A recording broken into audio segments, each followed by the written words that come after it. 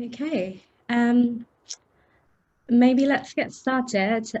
This session is being recorded, so anyone that's joining a bit later can also access the recording. So thank you everyone for joining us in our first Digital Out of Home webinar series. I'd like to start by introducing your panel of presenters and also provide you a brief introduction behind this initiative. So I'm Shamini, I'm an account director at VIOOH. And for those of you who may not be so familiar with VIOOH, VIOOH is a SSP or a supply side platform offering media owners such as JCD a solution to sell and manage their inventory. Next, we have Diedrich, who you may know, he's the co-founder at Sage and Archer. And Sage and Archer, as you may already be aware, are a leading DSP or a demand side platform, enabling marketers to buy advertising space on, for example, digital out-of-home screens. And also on the panel, we have Mark, who is the digital lead at JCD Netherlands, providing that supply of premium out-of-home inventory. So as you can see, presenting, we have a combination of representatives of different players in the DOOH programmatic ecosystem, with VIOOH as the SSP, Sage and Archer as the DSP, and JCD as the media owner. So the idea behind this initiative is we all bring a different perspective and experience in this field. So we wanted to cover a range of topics and apply and share our experiences with you over the course of the series of the webinar. So yeah, if we move to the next slide, you will see an overview of the upcoming topics. For today's session, the topic we're kicking off with is the art of digital out of home, focusing on creative aspects and sharing our thoughts and experiences around an effective and impactful DOOH creative. So in addition to this topic being fun and interesting, it's an important topic as creative itself contributes to a big chunk of the overall effectiveness of an advertising element. As you can see on the slide, a Nielsen source attributing creative as a 47% contribution to the effectiveness of an advertising element, hence highlighting our interest and coverage of this topic. So just to mention again, we will have some time for Q&A at the end of the presentation, so please do pop any questions you have in the Q&A section of the Zoom meeting. And I'm now going to hand it over to Diedrich to present the upcoming slides. Awesome. Thank you, Shamini. Yeah, so welcome everybody, and fantastic to see such a great turnout on this windy day. As it's digital, that makes sense actually. So first of all, I'd like to thank all the people that joined in this call and a few in JCD call for organizing this with us. And it's really nice to see the variety of the audience we have in today. As on the one hand, we have the out-of-home experts who maybe will not learn anything new today, but hopefully they will. And on the other hand, we have the digital people that increasingly are spending their time in digital out-of-home as well. And basically, the combination of the two audiences where digital out-of-home really sits right now, right? It's not only out-of-home experts that run campaigns on digital out-of-home, and it's not just digital people that know everything about out-of-home yet. So cool stuff, and it's also what we're going through as a company and as professionals to learn about what are the things you need to take into account running digital out-of-home campaigns. So as curious people as we are, we were very excited to figure out what should you do on digital out-of-home, right? What are the various things you need to take into account? What are the best practices? And actually from the users on our platform, we got loads of questions on this topic as well. Every time people use our platform, they're like, okay, so what should I create? What should I take into account? What are the best practices? And we were really triggered by that. So we're very excited that we could actually organize this event and bring to you what we think are the best practices. Because curious as we are, we spent loads of time talking to experts in the field, to media owners, to tech providers, to digital out-of-home or out-of-home experts, and also did a bunch of research just going into the books, right? Good old desk research and figuring out what the literature actually says about running effective creative. And from all this research, we distilled 6 tips, of which I'll share the first 3 and Mark will share the second 3.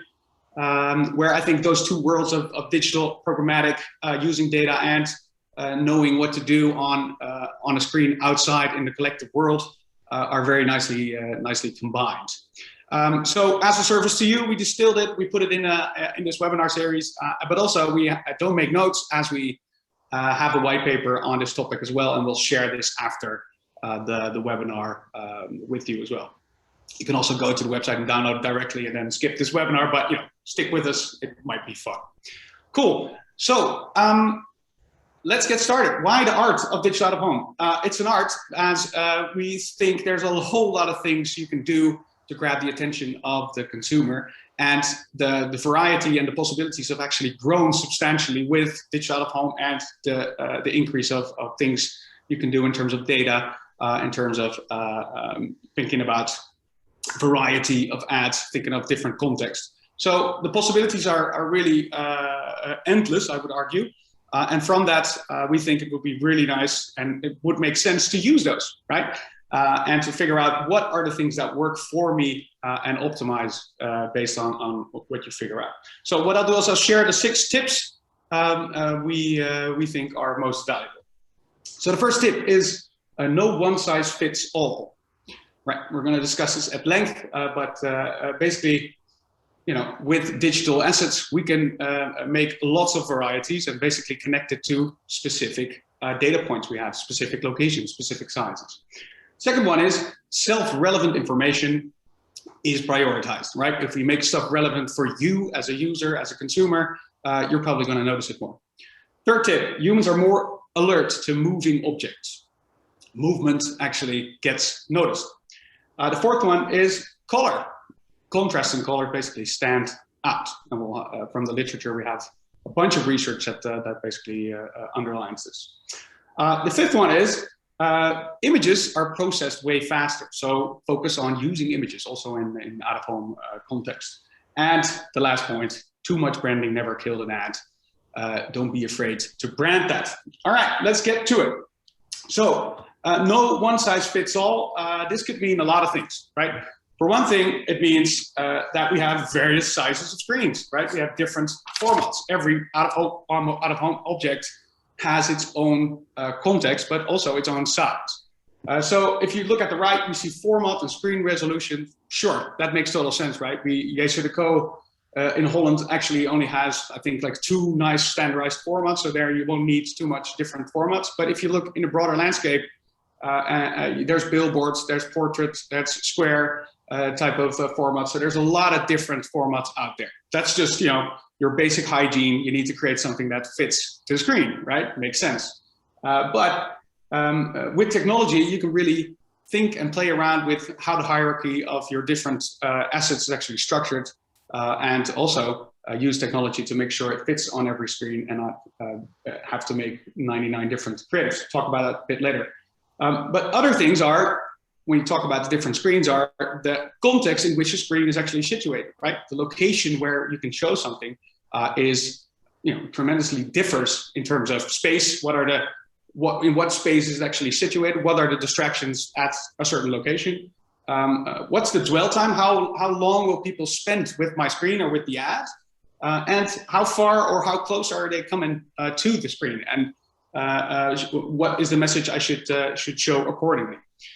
With technology, we actually have the ability to adjust any type of ad to any type of situation. So as programmatic, but also HTML5 moves forward, there's not really an excuse to just have one creative that fits them all.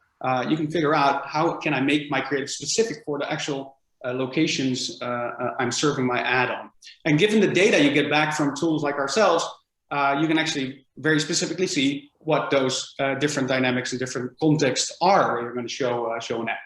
So one is distance. So here's an example of the MVVA, or the autisme, excuse me, euthanasia vereniging. And what all the out-of-home owners offer, and specifically JCD on their website, is a tool to figure out, okay, so how does my ad work if I'm 50 meters away or if I'm 5 meters away? So test your creative based on how up and close you're going to get, or how far away you want your ads still to be effective. Makes total sense. Out-of-home experts will sigh like, oh my God, sure, I know this, but think about it, right? If you look at the ads we see on the platform, we see in the street, if you use too much copy, it's too small, it's not going to have any effect. So think about the distance you're showing an ad. Also, think about adjusting your creative based on the time people spend with your creative. Maybe this makes sense as well, or is super obvious, but we see it happening way too often that it goes in the wrong direction. Where at some point, think about when someone's at a bus stop, they can spend time with your ads. So maybe change the way you structure the content, maybe even the call to action.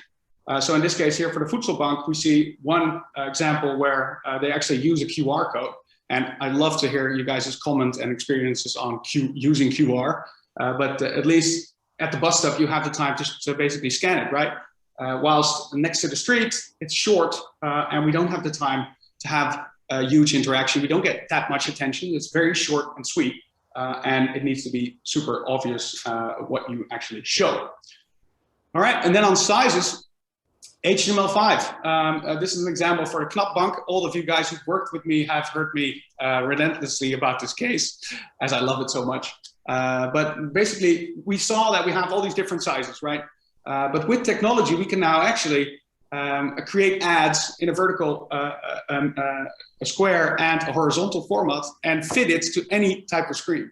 There's no basic excuse you can use to not include certain screens, as HTML5 responsiveness makes it so easy for you to connect to any screen. In this case, we actually used personalization and scaled it across all these different screens across the Netherlands, and I'll briefly repeat my case on Knap, as it's so great. That Knap actually thanked their customer base at the end of 2019 or in the beginning of 2020 with a personalized digital out-of-home ads. So they emailed their whole client base and they asked them, okay guys, do you want personal out-of-home ads to thank you for being a customer at Knap? And actually 11,000 people said, yes, that sounds like a great idea.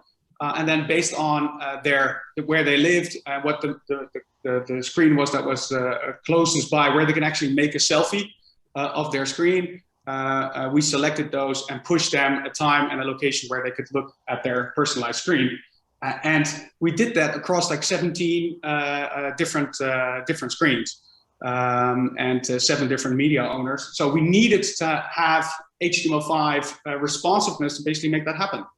So we tested all those screens and made sure that we standardized the whole process of showing creatives on any type of screen. And now actually with the JCD also, we can standardize, show responsive ads that work with HTML5. And in this case, we could actually show at a certain time in a certain place a specific name. And we got fantastic responses from consumers whilst doing that. So here you see Medine at the metro station in Amsterdam. And this is not Photoshop, right? This is actually what happened. People were very excited about ads. In my whole mobile career, I never got this much excitement about ads. So this is really something special. But we can do this, and my message is more, all right, so we have technology, let's get stuff like this done across all these different variations of screens. Yeah, let's use it that way. All right, we can even go a step forward and a step further. This is a case we did for Auto.nl, where when JCD implements touchscreens, we can actually make stuff interactive. So HTML5, you can use it very nicely for responsiveness, but we can also make it interactive. This is also a fun case right after the first lockdown. Auto.nl wanted to create the smallest car shop basically on the planet. And what they did, you waited for the train to come and it said, well, don't go with the train as it's scary in the pandemic, buy a car. Not sure whether environmentalists are too excited about this, but at least they very nicely use the context of people taking trains and then pushing them into in this interactive ad where you actually could buy a new car from a screen, right? The HTML5 just offers you this level of interactivity and connection to basically the web, right?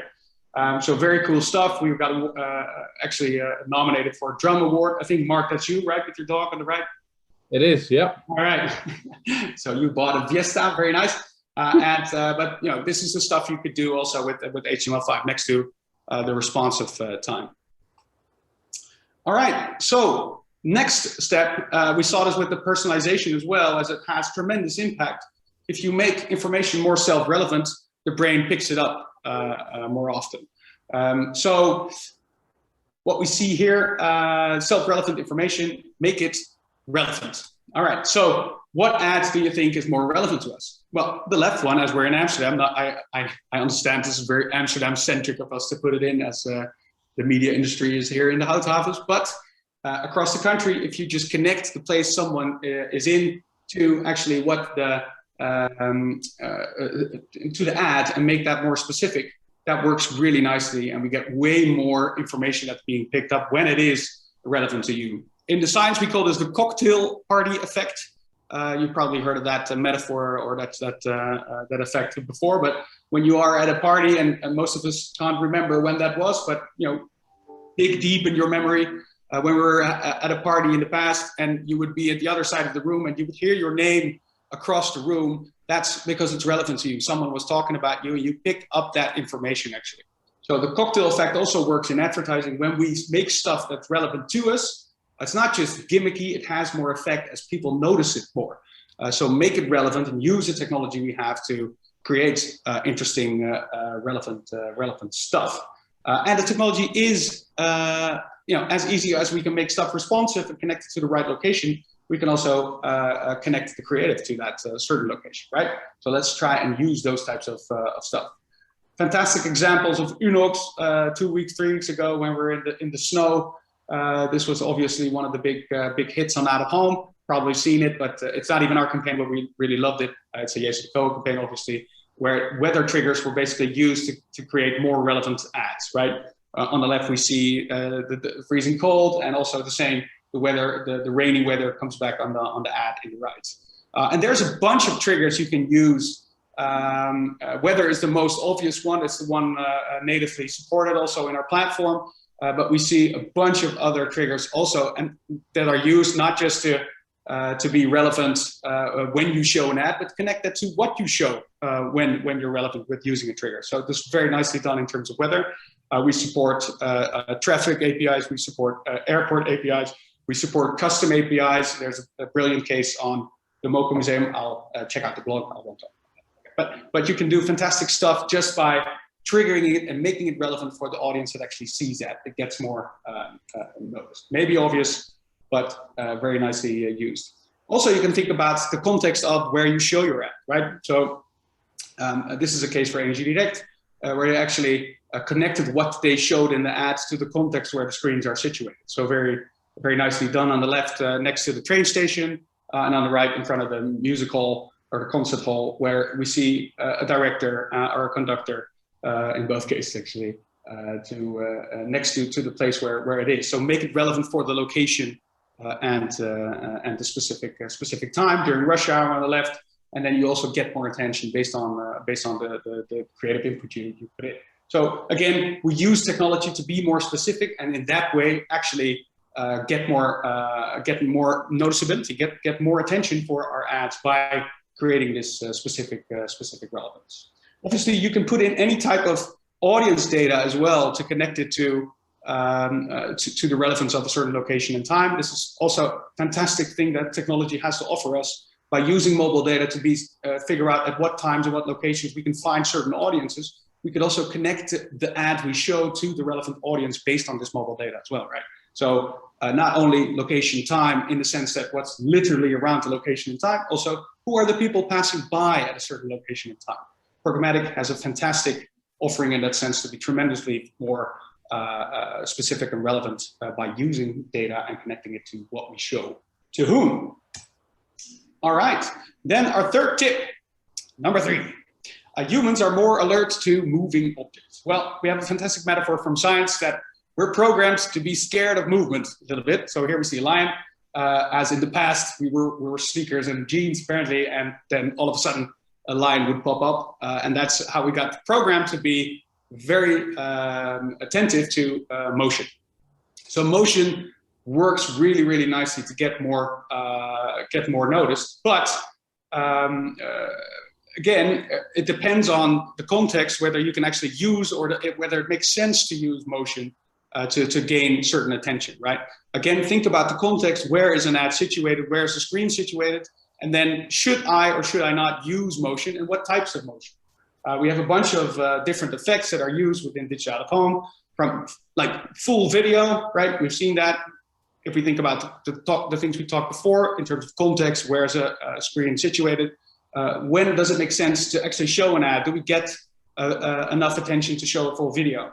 The other could just be like graphic motions and effects to just get a bit more noticed as our brain is programmed to focus on stuff like that. All right, so here again, a nice example of one campaign that uses a still, uses motion on the left, just zooms in, and the copy is actually being finished, and full video on the right, right? So one campaign uses several assets dependent on where they can actually show what and where it makes sense to show what, right? The single fact that you can sometimes use motion doesn't mean you should. As you should think about, okay, what is the context where we actually show? We made this fantastic cheat sheet for you, so you don't have to think about it, just use the cheat sheet. And obviously, due to regulation, at some point, we cannot use motion, right? So first question is it allowed? If it's nope, then it's easy, it's a still. If it is allowed, then think about the dwell time and think about, okay, should it be short, should it be a bit longer, can it be a combination? How much frames, how much time should I put in? And what should the focus be? Should it be on the brand key message? Should it be in view, but we use various frames? Or can I just go a full multi-frame format and show a complete story? Right? In context, and this is the ironic part, that actually we use a bit of motion in the middle, one where I think it's not allowed, right, Mark? But we would argue in these types of contexts, as an example, on the left, it's roadside where it actually is allowed, but we wouldn't actually do it, as you know, we only have one frame, and we would offer a still. In the middle, we would say, okay, here you can use certain motion as people walk by it, and then you could also argue that there you could also use full video. All right, another example of this. So one, we perfectly show the product and the logo. It's centered in the street, and that's the only thing we want to connect, and we make it relevant as we show where you can actually buy it. On the right, we can more create this feel about the product. Still have the logo up top, and have the product in there most of the frames, but create more of a feel and use the various aspects of it. All right, Mark, hand it over to you. Yes, thanks, Diederik. I will keep up the energy. This is good, man, especially for the early ones dialing in from the UK. So contrast, colors, speak a language, words just can't replicate. This that is that communicating with us on an emotional level, and thus are effective at persuasion. I think the next slide is a good example why contrast is an important design principle that should be part of every Digital Out of Home campaign. Why is the question? Contrast helps organize your design and establish a kind of a hierarchy, which simply shows which parts of your design are most important and signals viewers to focus on, of course. But more on emphasizing the focal point of your design, good use of contrast, add visual interest. As you can see, figure number 2, there's a simple layout, yellow versus black, that instantly draws your attention. However, as with most design concepts, contrast should be applied in a balanced way. Too much contrast can be just as bad as none at all, and may result in a confusing or visually jarring design. If all your design elements contrast, nothing will stand out.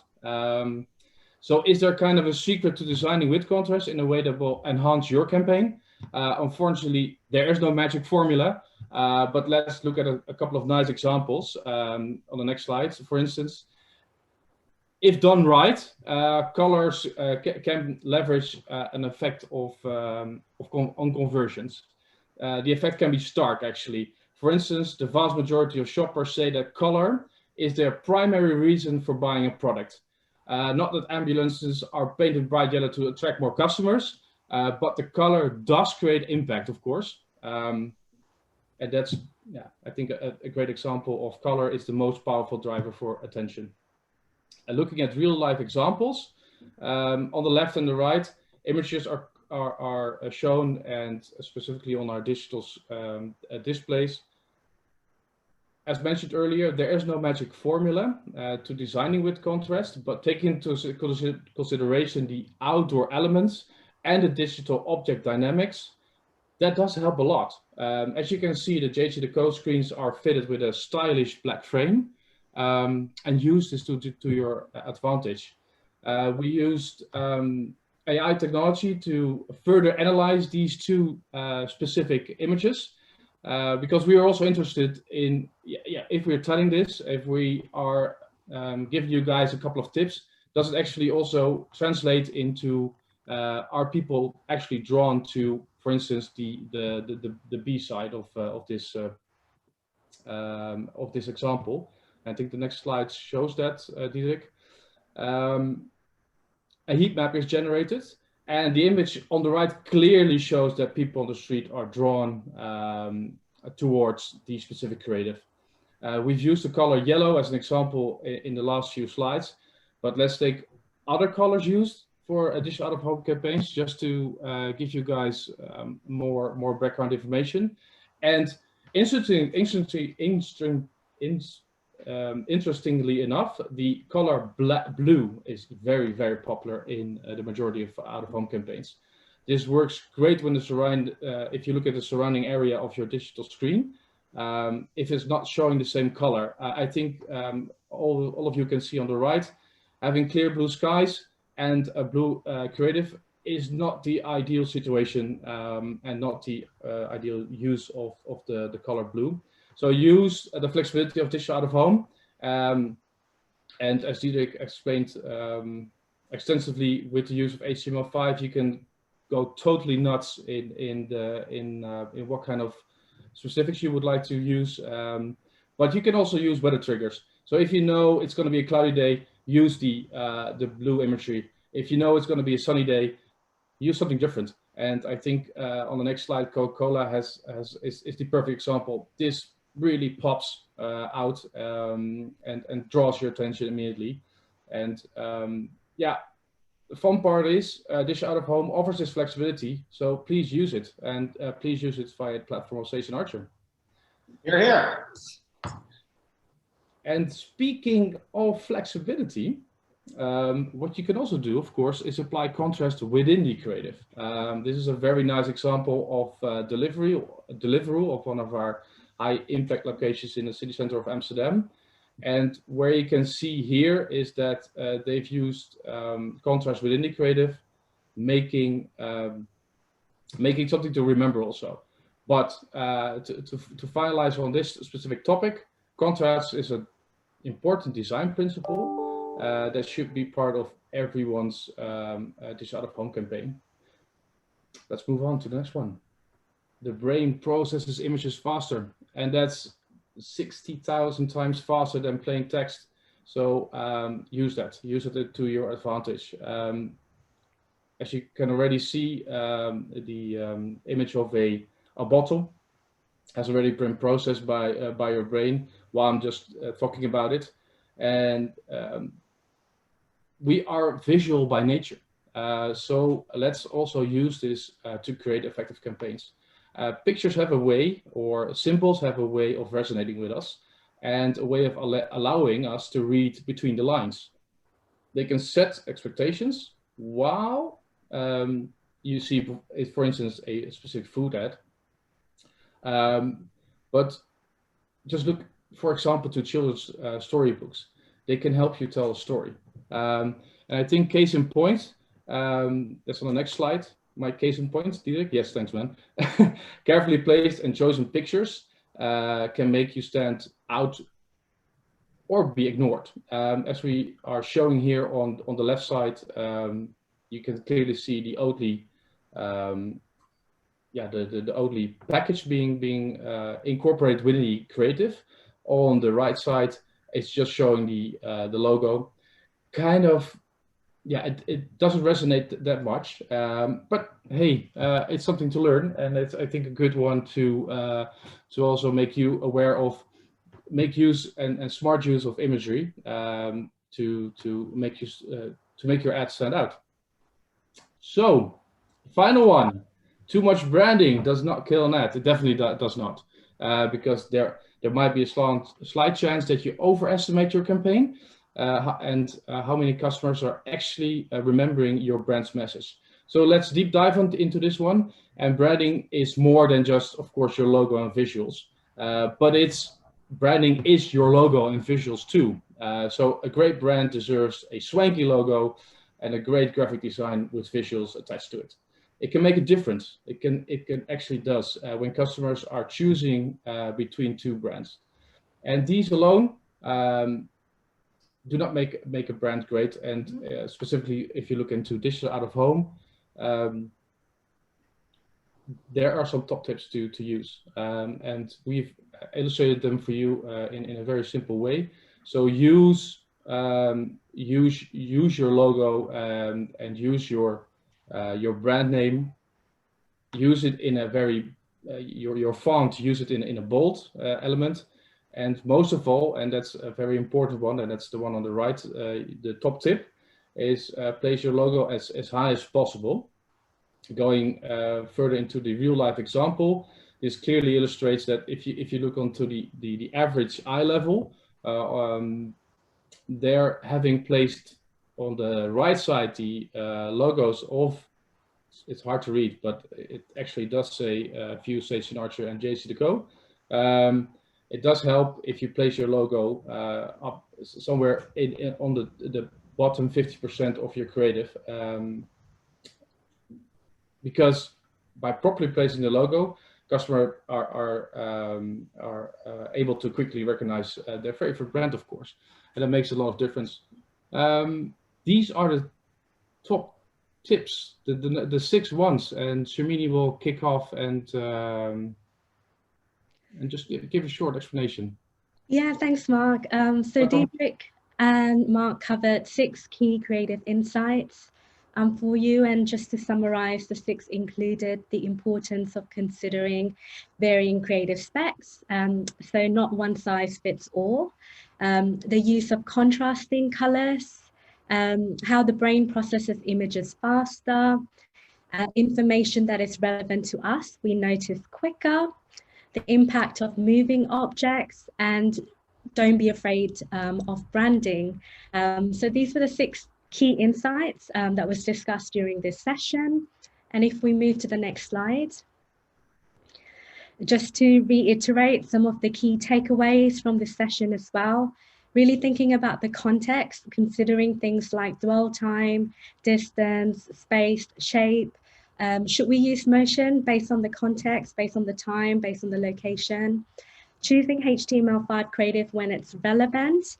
As I believe Diederik said, it allows the campaign to scale with the example that he provided, where there was the ease of delivering a campaign across various different media owners and screens, just with the use of HTML5 creatives. And not only for its responsiveness, but for its interactiveness. There's that benefit of HTML5 creative as well. The third point on here is around the animation cheat sheet that was presented a bit earlier. So you can use that as a reference as well to make smart use of animation and video. And then as the last point, we have a mention of, really just testing the DOOH creative in a simulator, so you can visually confirm that it's playing out what you envisioned. And if we move to the next slide.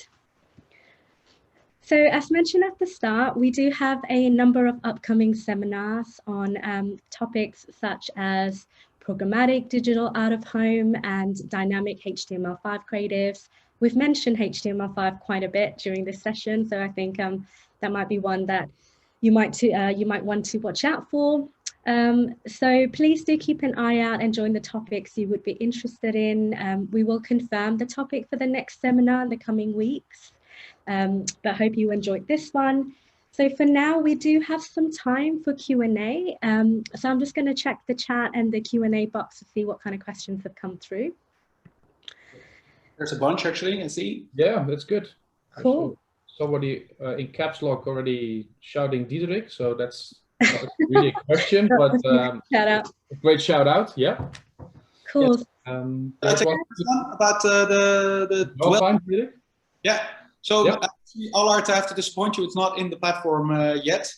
So we have to figure out a bit ourselves what we argue are great dwell times and what are not. But it's definitely a great feature actually to build. So yeah, we'll definitely have that on our roadmap.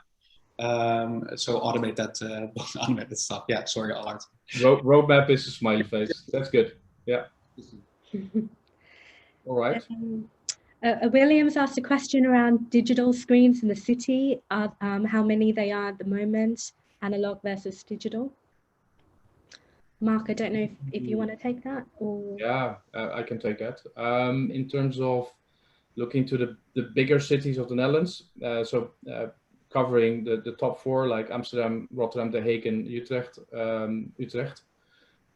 They all got coverage of digital screens. But in terms of numbers, yeah, I think roughly 10% now versus analog. So digital is there to grow, definitely. But hey, we've been growing a lot lately with JCD. So keep an eye on us, guys. Every day the new screens are being placed. So yeah, make use of that also. I also see another one, Shamini. I think closely related to this one is which screens allow video. So maybe I can, from a platform point of view, we put in that info into the selection of screens. Yeah. So when you set up a campaign, you can actually see in the requirements whether you could add a video or a static image. And when it's not allowed, we don't offer the possibility to set up a video creator. So from a platform point of view, that's the way it's set up. Maybe Mark, you can comment on which cities allow what and why. Yeah, we've as you mentioned already in your part of the presentation, there's some legislation that we need to take into consideration. For instance, Amsterdam does not allow the street furniture to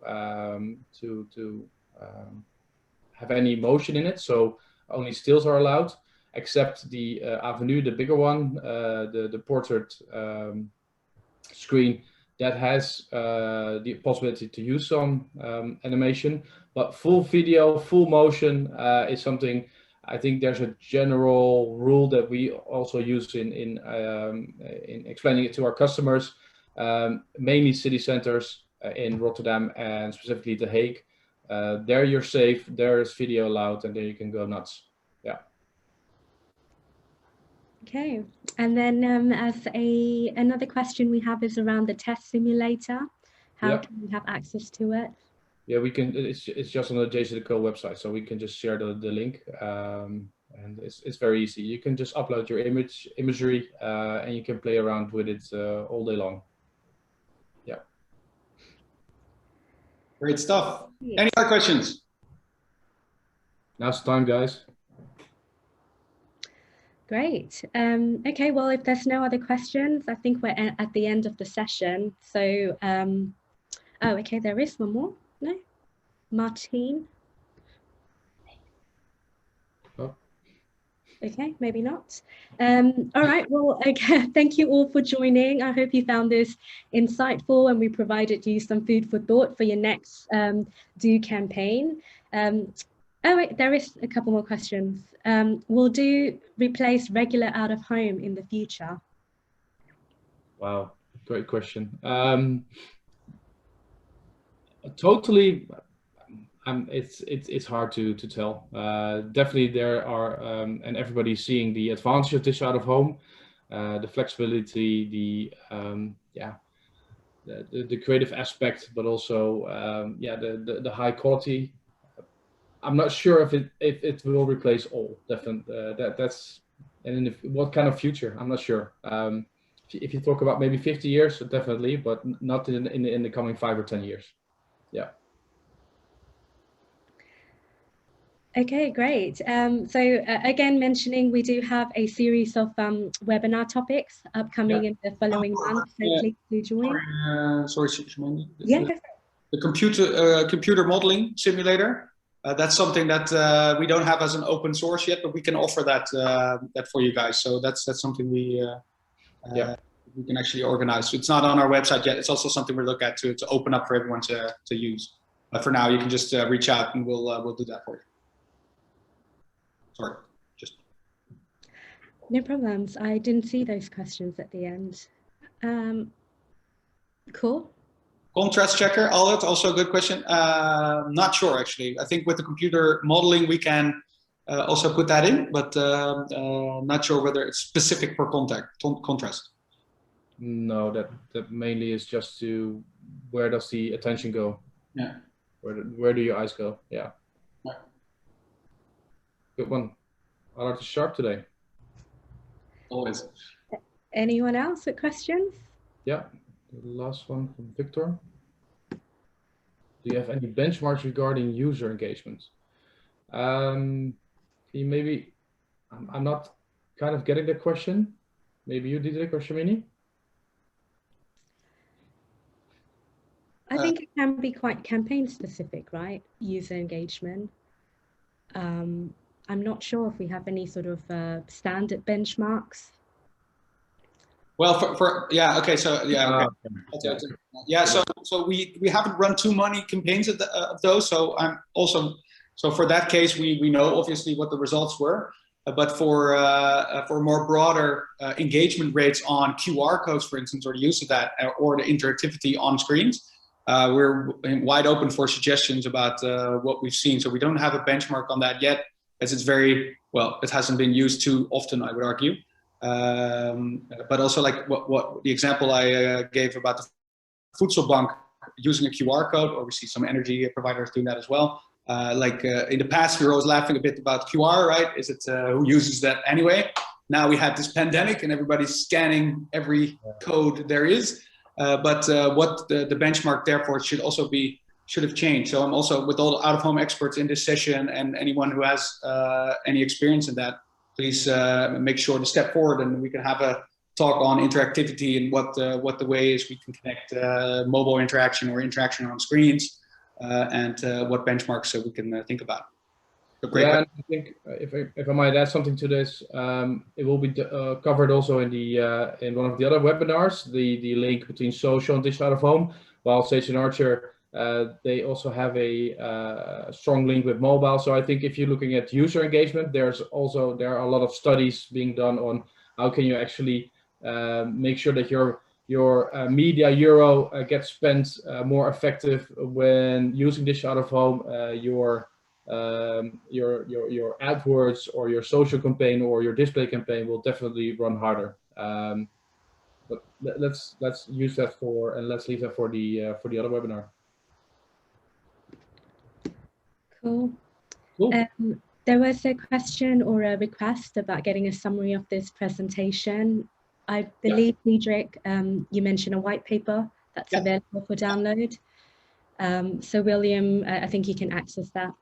Yeah, we'll share it with all the attendees. Also the video of this session, right? Yeah. Awesome. All right. Thanks, guys. Great, thank you all for joining. Have a good day. Enjoy it. Bye-bye.